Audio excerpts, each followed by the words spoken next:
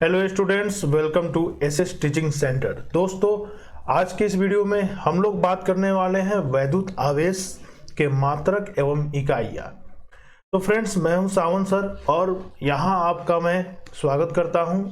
आज के इस वीडियो में इस टॉपिक पे तो चर्चा करेंगे ही, साथ ही साथ आगे का प्लान भी आपको समझा देता हूं। हमारे इस चैनल पे आने वाले समय में मैथ, फिजिक्स, केमिस्ट्री, बायोलॉजी, इन सब से संबंधित और भी विषय से संबंधित, चाहे वो आईएससी का एग्जाम हो या पॉलिटेक्निक का एंट्रेंस एग्जाम हो या जेई मेन हो या एडवांस हो, धीरे धीरे करके सभी तरह के वीडियोज आपको यहाँ मिलने वाले हैं। तो चलिए हमारे चैनल को फटाफट सब्सक्राइब कर दीजिए और आगे बढ़ते हैं। तो फ्रेंड्स, वैद्युत आवेश के मात्रक की बात करें तो सबसे पहले हम उसके विमा को समझते हैं, उसके विमीय सूत्र यानी उसके डायमेंशनल फॉर्मूला को समझते हैं। विद्युत आवेश का जो डायमेंशनल फॉर्मूला है उसको हम लोग AT से रिप्रेजेंट करते हैं। AT, जैसा कि आप यहाँ पे स्क्रीन पे देख सकते हैं AT। ये फॉर्मूला कहाँ से आया, कैसे आया, इसकी भी चर्चा करते हैं। मान लेते हैं बाय द वे आप भूल गए तो एग्जाम में आप आसानी से इसको प्राप्त कर सकते हैं। ये इतना इम्पोर्टेंट इसलिए है क्योंकि बहुत सारे एग्जाम्स में, चाहे बोर्ड के एग्जाम्स हो या बहुत सारे कॉम्पिटिटिव एग्जाम्स हो, सभी जगह इस टॉपिक से क्वेश्चन आया हुआ है। तो चलिए हम लोग चलते हैं 10th क्लास में। कितने अच्छे दिन थे, वहां चलते हैं, पुराने दिनों को याद करते हैं। और क्लास 10th में आपने वहां पे पढ़ा था फ्रेंड्स कि विद्युत धारा बराबर होता है विद्युत आवेश बट्टा समय, यानी कि electric current is equal to electric charge by time. इस तरह से आपने पढ़ा हुआ था।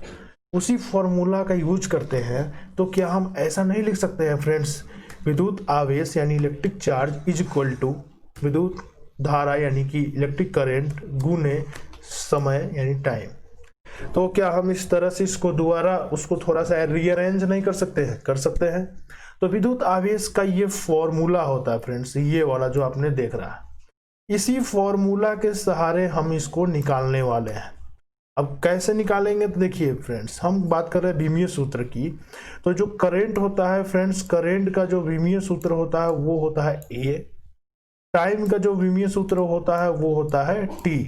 और इस तरह से दोनों, चूंकि करंट और टाइम गुना में है तो ये दोनों भी आपस में मल्टीप्लिकेशन में होंगे। यहाँ हमने मल्टीप्लिकेशन का साइन नहीं दिया है, उसको बस ऐसे ही लिख दिया है। और इस प्रकार से हमारा ये निकल गया विद्युत आवेश का विमीय सूत्र। आगे चल के जिस भी भौतिक राशि का, जिस भी फिजिकल क्वांटिटी का आपको डायमेंशनल फार्मूला चाहिए, विमीय सूत्र चाहिए, बस उसका सूत्र आपको पता होना चाहिए। सूत्र पता हो या यूनिट पता हो, वहां से भी आप निकाल सकते हो। बाकायदा इस पे एक वीडियो ऑलरेडी आपको हमारे इस चैनल पे मिल जाएगी, आप उसको देख लेना। चलिए आगे बढ़ते हैं और विद्युत आवेश के मात्रक की बात करते हैं। विमा तो बहुत छोटी सी बात है, ये आप समझ गए होंगे, लेकिन मात्रक, इसके यूनिट्स को समझना बेहद इंपॉर्टेंट है। अगर आप विद्युत आवेश की यूनिट्स को इग्नोर करेंगे तो निश्चित तौर पे आप अपने बोर्ड एग्जाम्स में जो है कुछ ना कुछ तो नुकसान जरूर कर लेंगे, चाहे 1 नंबर का हो या 2 नंबर का हो। और कॉम्पिटिटिव एग्जाम में तो खैर ये पूछा जाता है। तो सबसे पहली बात, विद्युत आवेश का कोई एक मात्रक नहीं, बहुत सारे मात्रक है, बहुत सारी यूनिट्स है। उसके अलग अलग यूनिट सिस्टम में उसके अलग अलग यूनिट है।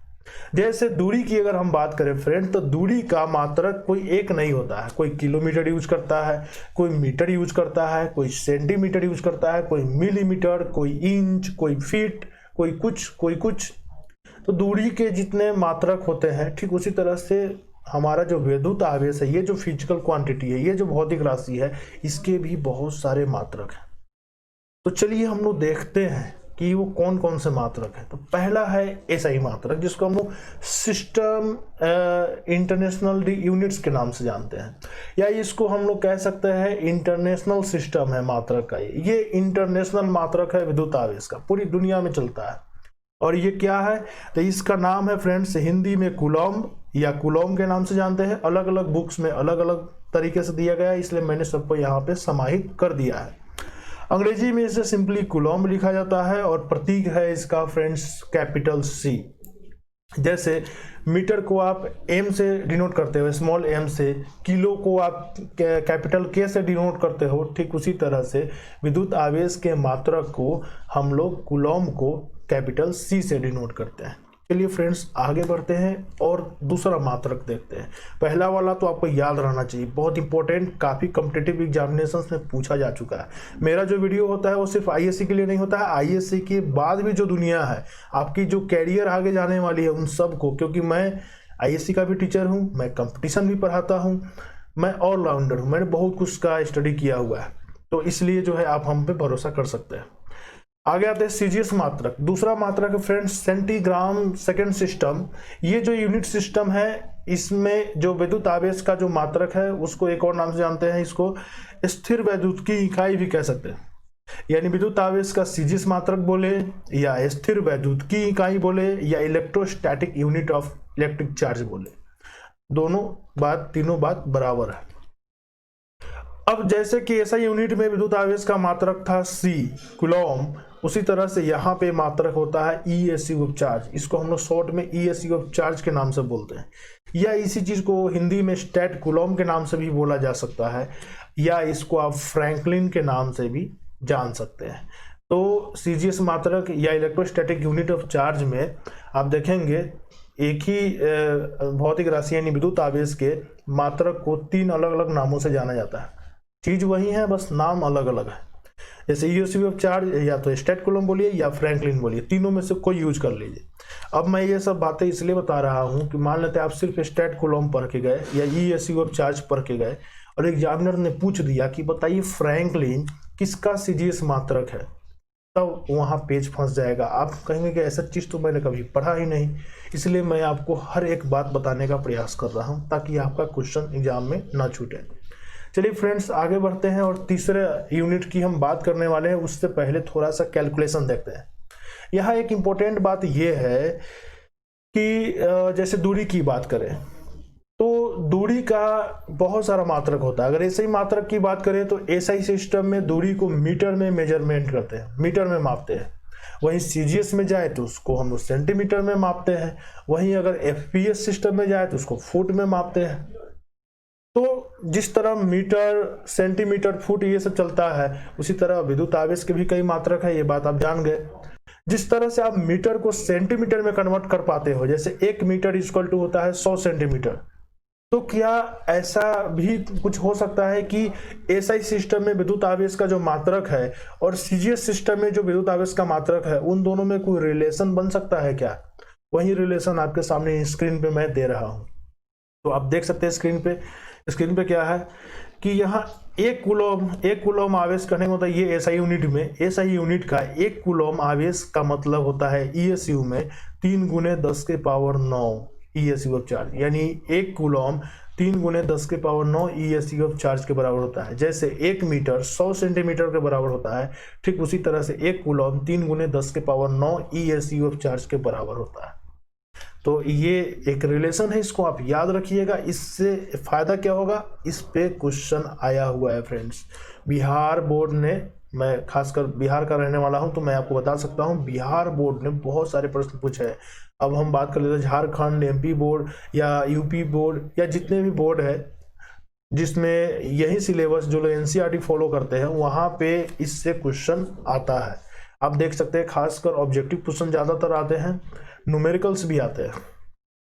तो इसी पे एक क्वेश्चन पूछा था बिहार बोर्ड ने। मैं क्वेश्चन को तो यहाँ नहीं रख रहा, मैं उसका थ्योरी आपके सामने रख देता हूं कि 1 इलेक्ट्रॉन या 1 प्रोटॉन पर विद्युत आवेश का परिमाण ईएसयू में क्या होगा, ये बताएं। अगर मान लेते हैं ऐसा कुछ क्वेश्चन आ गया, इसको ऑब्जेक्टिव में भी पूछा जा सकता है या 1 नंबर या 2 नंबर वाले में भी। तो 1 इलेक्ट्रॉन या प्रोटॉन पे जो टोटल परिमाण होता है उसको आपको कन्वर्ट करना है, चूंकि वो कूलॉम्ब में होता है, उसको कन्वर्ट करना है ईएसयू ऑफ चार्ज में। जैसे आपको बोल दिया गया, आप जानते हैं कि दूरी को एसआई यूनिट में मीटर में मापते हैं और सीजीएस पत्ती में सेंटीमीटर में मापते हैं। तो आपसे बोला गया, अच्छा ठीक है, एक बात बताइए, 5 मीटर दूरी सीजीएस मात्रक में उसका वैल्यू कितना होगा? एसआई में तो 5 मीटर है, सीजीएस में क्या होगा? तो आप क्या करेंगे वहां पे, आप कहेंगे अच्छा 1 मीटर बराबर होता है 100 सेंटीमीटर, इसका मतलब 5 मीटर बराबर होना चाहिए 500 सेंटीमीटर। आपने यहाँ क्या किया, आपने यहाँ मल्टीप्लीकेशन किया, कुछ कैलकुलेशन किया। ठीक वही काम हम यहाँ करेंगे। तो 1 इलेक्ट्रॉन या 1 प्रोटॉन पे जो आवेश का परिमाण होता है फ्रेंड्स, वो होता है, यहाँ आपके सामने मैं लिख रहा हूँ, 1.6 × 10⁻⁻19 कूलॉम होता है। और इसको कन्वर्ट करना है ईएसयू ऑफ चार्ज में। अब ईएसयू ऑफ चार्ज में कैसे कन्वर्ट करेंगे, चूंकि 1 कूलम बराबर होता है इतना ईएसयू ऑफ चार्ज, तो क्या हम ऐसे नहीं निकाल सकते हैं, तो 1.6 गुने 10 के पावर माइनस 19 कूलम बराबर होना चाहिए। और उसके बाद हमने क्या किया है, यहाँ गुना कर दिया है। ये पहले ये 1 कूलम के लिए था और बाकी चूंकि हम इतने कूलम के लिए निकालना चाहते हैं तो उससे हमको गुना करना पड़ेगा। और गुना करने के बाद कैलकुलेशन करने के बाद हमारे सामने एक वैल्यू आ गया, कितना 4.8 इंटू 10⁻⁻10 ईएसयू ऑफ चार्ज, यानी 4.8 गुने 10 के पावर माइनस 10 ईएसयू ऑफ चार्ज।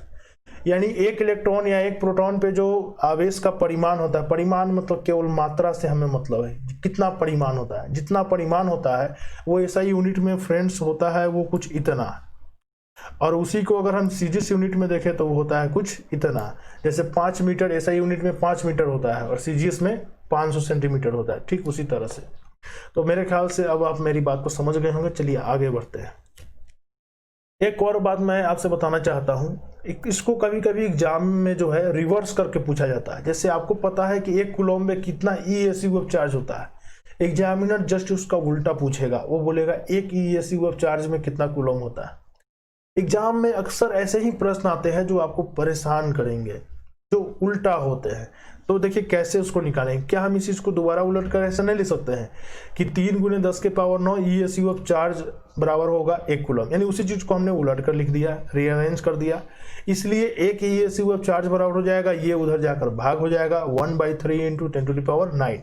और इसको हम अच्छे से थोड़ा सा और कैलकुलेशन करेंगे, अरेंज करेंगे, तो हमारा जस्ट इसका उल्टा, इसका जस्ट अपोजिट आएगा। क्या, 1 ईएसयू ऑफ चार्ज बराबर होता है 1/3 गुने 10 के पावर 9 कूलम। तो इस तरह से आप देख सकते हैं, ये भी क्वेश्चन पूछा गया है बिहार बोर्ड का, और अदर एग्जाम्स में भी पूछा गया होगा, ऐसा मैं उम्मीद करता हूं। आगे आते हैं तीसरा जो मात्रक है विद्युत आवेश का, वो है इलेक्ट्रोमैग्नेटिक यूनिट। विद्युत आवेश का विद्युत चुंबकीय मात्रक या इलेक्ट्रोमैग्नेटिक यूनिट की इसको नाम से जानते हैं। और इस यूनिट का नाम है ईएमयू ऑफ चार्ज। वहां था ईएसयू ऑफ चार्ज, यहाँ है ईएमयू ऑफ चार्ज, या इसी चीज को आप एबी कूलम के नाम से भी जानते हैं, या इसको आप बायोट भी कह सकते हैं। तो ये जो इलेक्ट्रोमैग्नेटिक यूनिट है, ये जो तीसरा यूनिट है, इसको 3 अलग अलग नामों से जाना जाता है एक ही भौतिक राशि के लिए, बस 3 अलग अलग नाम है। जैसे आपके भी घर पे कुछ और नाम होता है, स्कूल का नाम कुछ और होता है, लेकिन आदमी तो एक ही है, उसी तरह से यहाँ पे है। तो चलिए आगे बढ़ते हैं और देखते हैं कि इसका रिलेशन एसआई यूनिट के साथ कैसे बैठा है। मैंने पहले ही बोला कि जैसे एसआई यूनिट में अगर कोई राशि है तो उसका मात्रक सीजीएस यूनिट के मात्रक के साथ कोई ना कोई संबंध होगा। जैसे हमने देखा 1 कूलम बराबर इतना ईएसयू ऑफ चार्ज होता है, तो क्या 1 कूलम बराबर कितना एबी कूलम या ईएमयू ऑफ चार्ज होना चाहिए, ऐसा भी कुछ होता है क्या?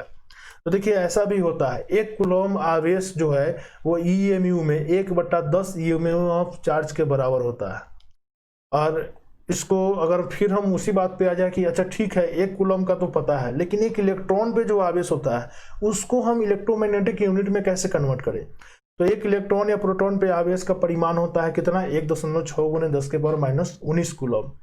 चूंकि 1 कूलम बराबर होता है 1/10 ईएमयू ऑफ चार्ज, जैसा कि आप यहाँ देख सकते हैं स्क्रीन पे, तो क्या हम नहीं निकाल सकते हैं, इसलिए 1.6 गुने 10 के पावर माइनस 19 कूलम बराबर होना चाहिए 1/10 गुने इतना। और इसको जब हम कैलकुलेट करेंगे फ्रेंड्स, तो फाइनली हमारे साथ जो एक वैल्यू आएगा, ये क्या वैल्यू आया, तो वैल्यू आएगा हमारे पास 1.6 गुने 10 के power minus 20 EMU of charge. अब इसको आप याद कर लीजिएगा, पहले वाला वैल्यू अभी वाला वैल्यू सबको याद करते चलिए, बहुत इंपॉर्टेंट है, इससे क्वेश्चन आते हैं। तो एक इलेक्ट्रॉन और प्रोटॉन पे कितना चार्ज होता है उसको भी कन्वर्ट कर ले रहे हैं, एसआई यूनिट को भी कन्वर्ट कर ले रहे हैं। अब आगे आते हैं एक और छोटा सा बात, जैसे आपको तो पता है कि 1 कूलम बराबर कितना एबी कूलम या कितना ईएमयू ऑफ चार्ज या कितना बायोट होता है, लेकिन अगर उल्टा पूछ दे एग्जामिनर, रिवर्स कर दिया जाए, 1 ईएमयू ऑफ चार्ज या 1 एबी कूलम या 1 बायोट बराबर कितना कूलम होता है, ये बताइए उल्टा। तो हम इसको क्या ऐसे नहीं लिख सकते हैं, 1/10 EMU of charge equal to होना चाहिए 1 कूलम, इसलिए 1 ईएमयू ऑफ चार्ज होना चाहिए। अगर इसको हम उधर ले जाएंगे या कुछ क्रॉस मल्टीप्लिकेशन करेंगे तो हो जाएगा 10 कूलम, यानी 1 ईएमयू ऑफ चार्ज बराबर होता है 10 कूलम।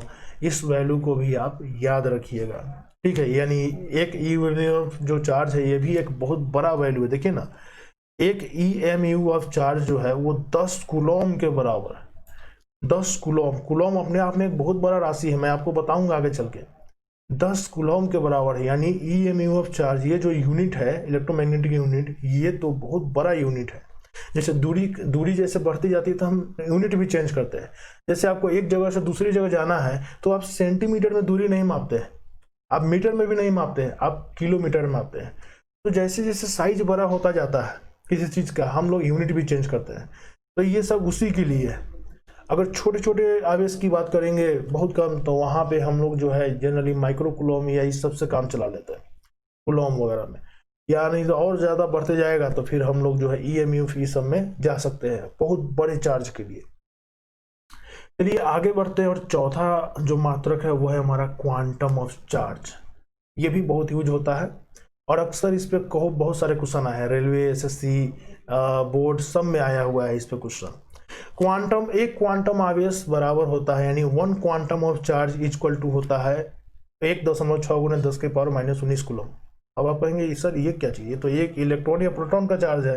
तो जी हाँ, एक इलेक्ट्रॉन या एक प्रोटॉन पे जो चार्ज होता है उसी को हम लोग एक क्वांटम आवेश कहते हैं। इसमें कोई प्लस माइनस नहीं होता है। इलेक्ट्रॉन पर अगर हमें चार्ज दिखाना होगा तो फ्रेंड्स हम लोग क्या करेंगे, यहाँ सिंपली माइनस लगाएंगे। प्रोटॉन का दिखाना होगा तो यहाँ प्लस लगाएंगे। लेकिन जब एक क्वांटम ऑफ चार्ज की बात होगा तो केवल और केवल ये वैल्यू, ये वाला सिर्फ वैल्यू यूज करेंगे, बस प्लस माइनस का झंझट नहीं रहता है। तो एक क्वांटम ऑफ चार्ज इतना होता है, इसको आप याद रखिएगा। अब हमने जो भी बातें सीखा है, यहाँ पे मैं चाहता था वीडियो खत्म कर सकता था, लेकिन हमें इन सभी बातों को समराइज करना है और इसको थोड़ा और अच्छे से समझना है ताकि एग्जाम में हमारा क्वेश्चन छूटे नहीं। मेरा सबसे ज़्यादा जोर इस बात पे रहता है कि आपका क्वेश्चन छूटना नहीं चाहिए, चाहे एग्जामिनर कितना भी तोड़ मरोड़ के क्वेश्चन को पूछ दे। तो चलिए इसको बात को समराइज करते हैं। पहला कि एक क्वांटम आवेश बराबर होता है 1.6 × 10⁻⁻19 कूलॉम। ये बात सभी लोग जानते हैं। फिर हम लोग थोड़ा देर पहले इसको हम लोग बनाए हैं कि एक इलेक्ट्रॉन या प्रोटॉन पे इतना कूलॉम आवेश होता है, और हम लोग थोड़ा देर पहले ही इसको कन्वर्ट किए थे, इतने ही वैल्यू को कन्वर्ट किए थे ESU में भी और EMU में भी।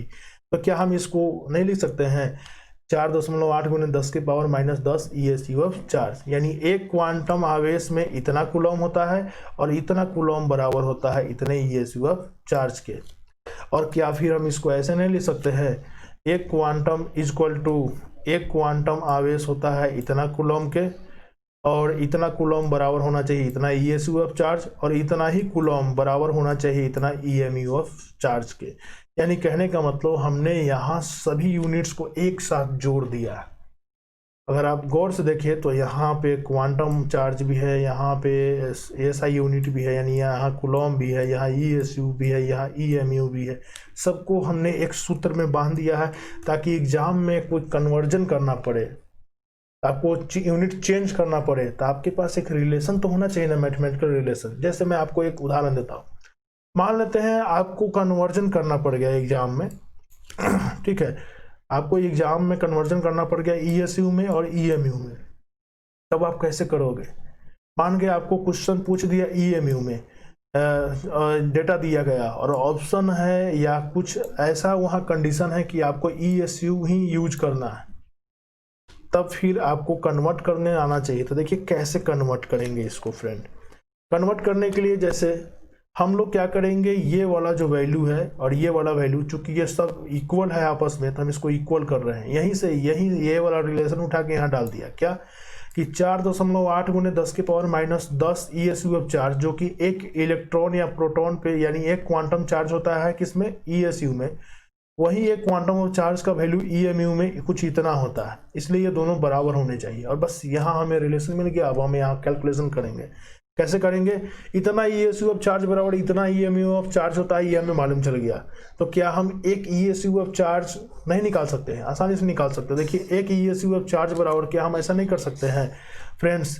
तो हमें यहाँ इसको ऐसे ही रखना है। हमको एक ESU ऑफ चार्ज पता करना है कि वो कितने EMU ऑफ चार्ज के बराबर होता है।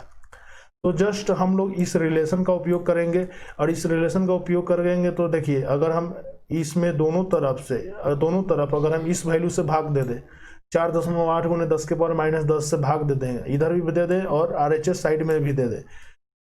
तो भाग देने के बाद जो है इधर लेफ्ट हैंड साइड में तो वो कट के 1 हो जाएगा कट कुट के, और राइट हैंड साइड में हमारा कुछ ऐसा हो जाएगा, यानी इसके नीचे आकर भाग हो जाएगा। अब हम इसको सॉल्व करते हैं, और हम इसको जब सॉल्व करते हैं तो हमारे पास कुछ ऐसा वैल्यू आता है 1/3 गुने 10 के पावर -10 EMU ऑफ चार्ज, यानी एक ESU ऑफ चार्ज 1/3 गुने 10 के पावर -10 EMU ऑफ चार्ज के बराबर होता है। अब आप चाहे तो यहाँ से रिवर्स भी कर सकते हैं। अगर आपको एक EMU ऑफ चार्ज बराबर पता करना है कितना ESU ऑफ चार्ज होता है, तो आप यहाँ से उल्टा भी जा सकते हैं, लेकिन मैं थोड़ा एक और तरीका से आपको निकाल के बताता हूँ। मान लेते हैं आपको EMU ऑफ चार्ज को कन्वर्ट करना है ESU ऑफ चार्ज में, तब कैसे करेंगे? तो हमारे पास ये रिलेशन हमें पता है कि इतना EMU ऑफ चार्ज बराबर होता है इतना ESU ऑफ चार्ज के, तो हम इसी का यूज करते हुए क्या हम नहीं लिख सकते हैं इस तरह से? इसलिए एक EMU ऑफ चार्ज बराबर होना चाहिए 4.8 गुने 10 के पावर -10 बट्टा 1.6 गुने 10 के पावर -20, यानी इस वाले को लेकर दोनों साइड में भाग करेंगे तो ये तो कट कुट के इधर में 1 हो जाएगा, और ये वाला इधर में भाग करेंगे तो ये कुछ इस टाइप के आ जाएगा जैसा आप यहाँ देख रहे हैं। तो अब हम यहाँ EMU को कन्वर्ट कर रहे हैं ESU में। अब यहाँ कैलकुलेशन करेंगे तो फिर कट कुट के वही बात 3 गुने 10 के पावर 10 ESU ऑफ चार्ज, इस तरह से हम पता कर सकते हैं। और थोड़ा देर पहले हमने देखा था एक EMU ऑफ चार्ज बराबर होता है 10 कूलॉम, यानी सबको हमने एक साथ जोड़ दिया। एक EMU ऑफ चार्ज बराबर कितना ESU ऑफ चार्ज, और वही बराबर कितना कूलॉम के, सब एक दूसरे से जुड़ा हुआ है। तो बहुत ही मज़ेदार कैलकुलेशंस है। इन सभी कैलकुलेशंस की सहायता से फ्रेंड्स आप देख सकते हैं कि हमने कैसे इसको कन्वर्ट करा, कैसे बनाया। आपको इन कैलकुलेशंस का स्क्रीनशॉट ले लेना है, या नहीं तो अपने कॉपी में नोट कर लेना है, और फिर उसको जो है अच्छे से तरह एक बार अपने से जो है रफ पे रिवाइज जरूर कीजिएगा। रिवाइज भी जरूरी है।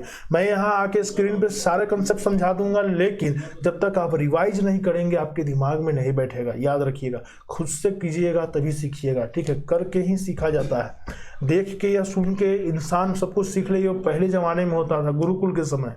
अब हम लोग उतने कॉन्शियस नहीं रहे हैं, हमें बहुत मेहनत की ज़रूरत है। तो मेहनत कीजिए, और अगले वीडियो के लिए जुड़े रहिए। वीडियो अच्छा लगा हो तो लाइक मारिए, और अच्छा लगा हो तो चैनल को सब्सक्राइब कीजिए, और अपने दोस्तों के साथ भी शेयर कीजिए। Thank you.